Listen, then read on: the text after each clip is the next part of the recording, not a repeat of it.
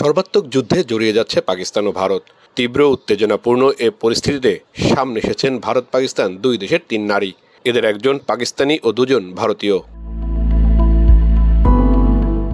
পাকিস্তানিদের চোখে এখন ওয়ার হিরো হয়ে গেছেন দেশটির ফাইটার পাইলট আয়েশা ফারুক, কারণ তারই হামলায় ধ্বংস হয়েছে ভারতের যুদ্ধবিমান রাফায়েল। অন্যদিকে ভারতে এখন তারকা খ্যাতি পেয়ে গেছেন দেশটির সেনাবাহিনীর সিগন্যাল কোরের কর্নেল সোফিয়া কুরেশি এবং উইং কমান্ডার ভূমিকা সিং। অপারেশন সিন্দুরের ব্রিফিং করতে সামনে আসেন এই দুই নারী। কেউ কেউ এই যুদ্ধকে দুই মুসলিম নারীর লড়াইও বলছেন। পাকিস্তান ও ভারতের এই তিন নারী এখন নায়কোচিত মর্যাদায় স্থান করে নিয়েছেন, আর এতে অনেকটাই এগিয়ে আছেন পাকিস্তানের ফাইটার পাইলট আয়েশা ফারুক, কারণ $288 মিলিয়ন রাফায়েল ভূমিতে নামিয়েছেন তিনি। 37 বছর বয়সী আয়েশার জন্ম পাকিস্তানের ভাওয়ালপুর জেলায়। পাকিস্তান বিমান বাহিনীর প্রথম নারী ফাইটার পাইলট তিনি। পাকিস্তান সামরিক বাহিনীতে থাকা 6 নারী ফাইটার পাইলটের মধ্যে সীমান্ত যুদ্ধে সবচেয়ে অভিজ্ঞ এই নারী পাইলট। স্বল্পভাষী আয়েশা ফারুক জানিয়েছেন, দেশ রক্ষায় সীমান্ত যুদ্ধকে বেশ উপভোগ করেন তিনি।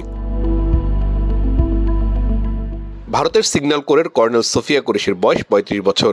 2016 সালের মার্চে তিনি প্রথম ভারতীয় এবং প্রথম নারী ও মুসলিম হিসেবে বহুজাতিক সামরিক অনুশীলনে ভারতীয় বাহিনীর নেতৃত্ব দেন।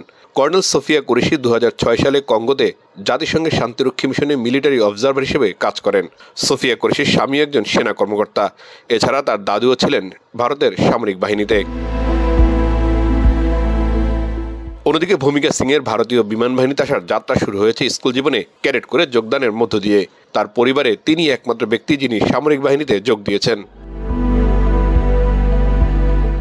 পেহেলগাঁয়ে জঙ্গি হামলায় 26 জন পর্যটক নিহত হওয়ার পর পাকিস্তানে বিমান হামলা চালায় ভারত। নাম দেয়া হয় অপারেশন সিন্দুর। আর সেটির তথ্য জানাতেই গণমাধ্যমের সামনে আসেন ভারতের এই দুই নারী সামরিক কর্মকর্তা। আর ভারতের অপারেশন সিন্দুরের পাল্টা জবাব দিতে সামনে আসেন ফাইটার নারী পাইলট আয়েশা ফারুক।